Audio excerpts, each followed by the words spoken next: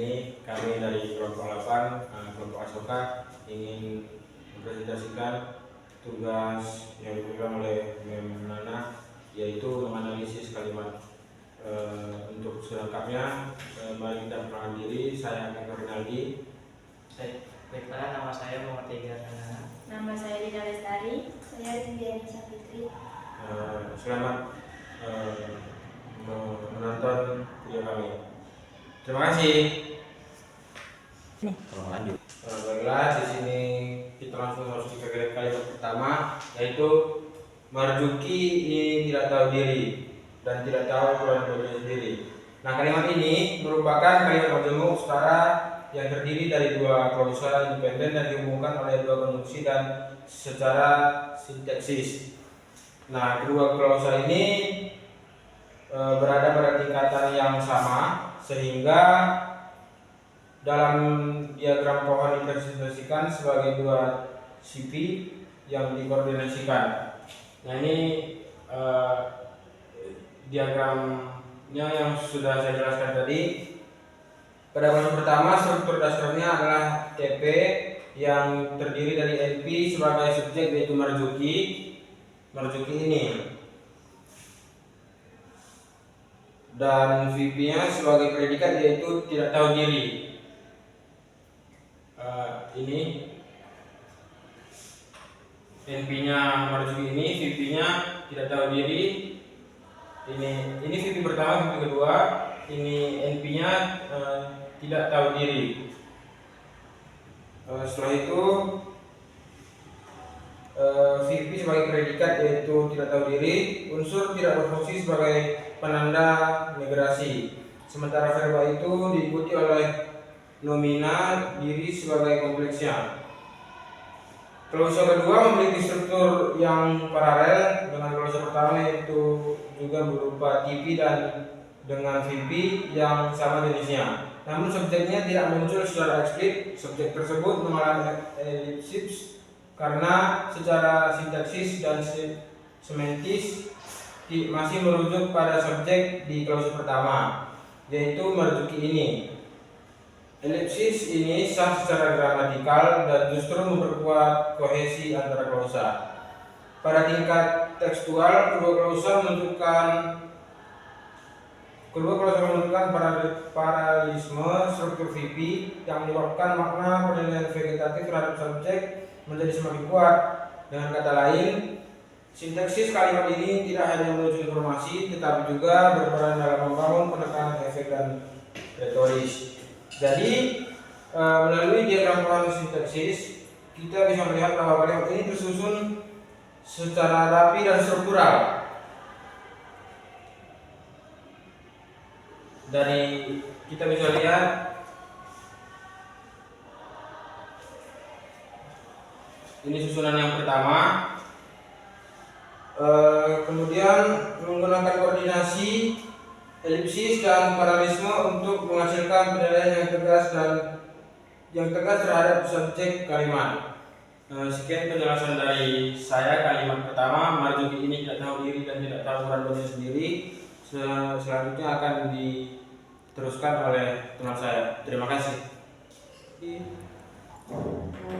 Baiklah, saya akan melanjutkan penjelasan yang dijelaskan oleh Kevin, yaitu yang kedua semantik atau makna kata dan kalimat. Makna literal atau harfiah, Marzuki ini tidak mengenal dirinya sendiri dan tidak tahu ukuran bajunya sendiri.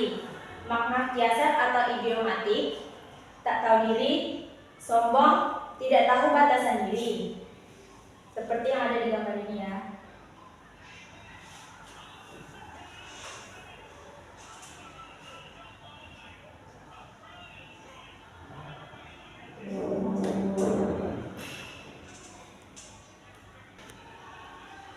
Oke, jadi di sini saya akan melanjutkan penjelasan dari Kevin, yaitu yang kedua semantik atau makna kata dan kalimat.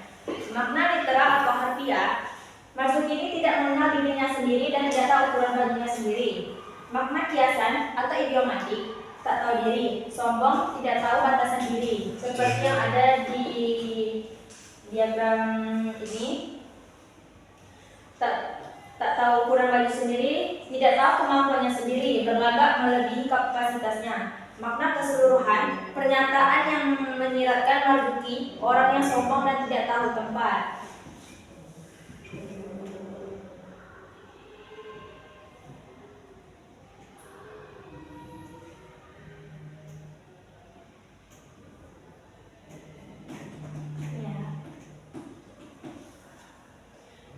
Yang ketiga, pragmatis atau makna dalam konteks dan tujuan. Konteks diucapkan di depan umum atau media tentang seseorang yang dikenal Marzuki. Tujuan ujaran untuk merendahkan reputasi Marzuki di mata orang lain. Efek yang diinginkan, pendengar jadi merasa Marzuki tidak pantas dihormati. Status hukum fitnah atau defamation karena menyerang karakter seseorang di muka umum. Baiklah, selanjutnya akan dilanjutkan oleh rekan saya. Terima kasih. Baiklah, assalamualaikum warahmatullahi wabarakatuh. Maka nama saya Eda. Sebelumnya saya akan menjelaskan kalimat kedua, yaitu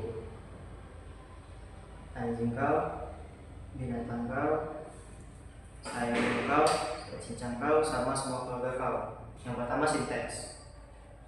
1. Struktur, serangkaian klausa pendek atau kalimat tidak lengkap. Yang kedua, 2 klausa minor, yaitu anjing kau, binatang kau. Frasa nominal sebagai umpatan. Yang ketiga, 2 klausa utama, yaitu saya bunuh kau. Subjek plus predikat plus objek, dan saya cincang kau sama semua keluarga kau. Subjek plus predikat plus objek plus frasa tambahan.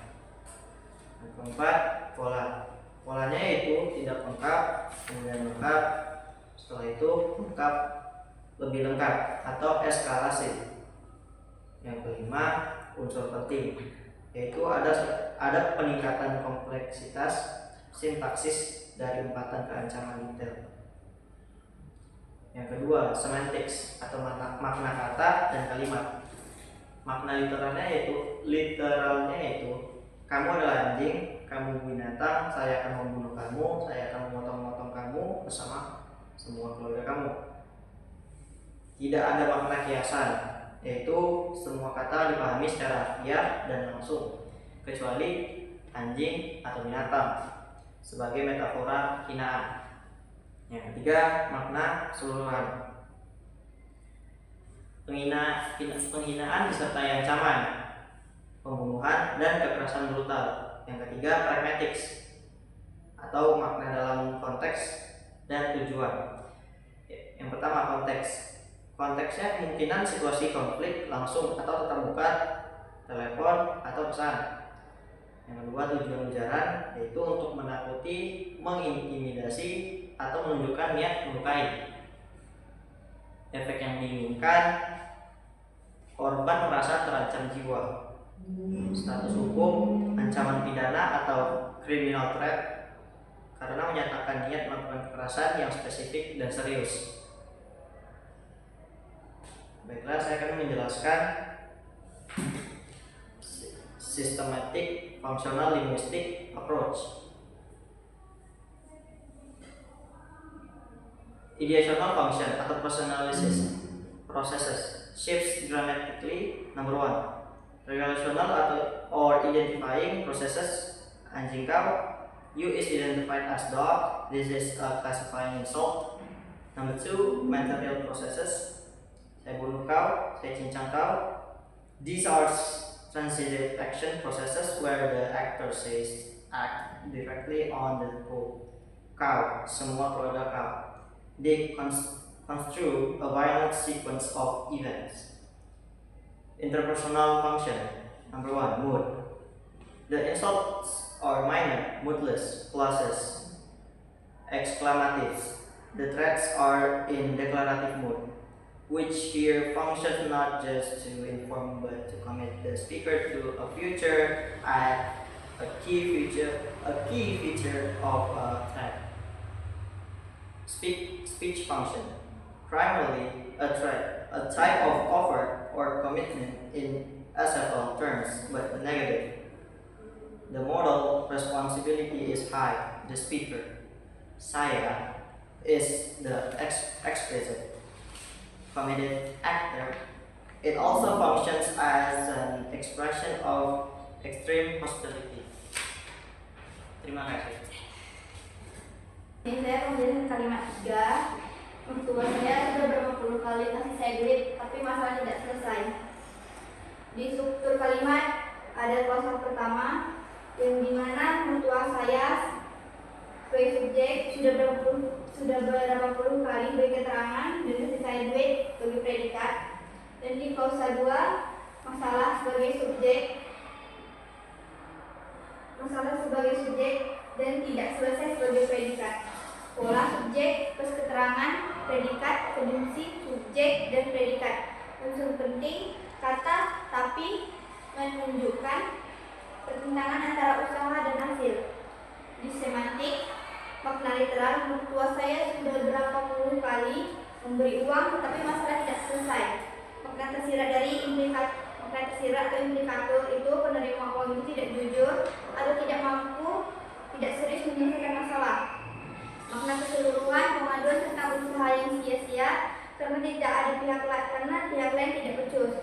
Di pragmatik, makna dalam konteks dan tujuan, konteks kemungkinan diucapkan dalam pertikaian atau saat menceritakan masalah ke orang lain. Tujuan ujaran itu untuk menyerahkan pihak penerima uang tanpa menuduh langsung. Efek ini diinginkan pendengar menyimpulkan bahwa penerima uang adalah pihak yang bermasalah.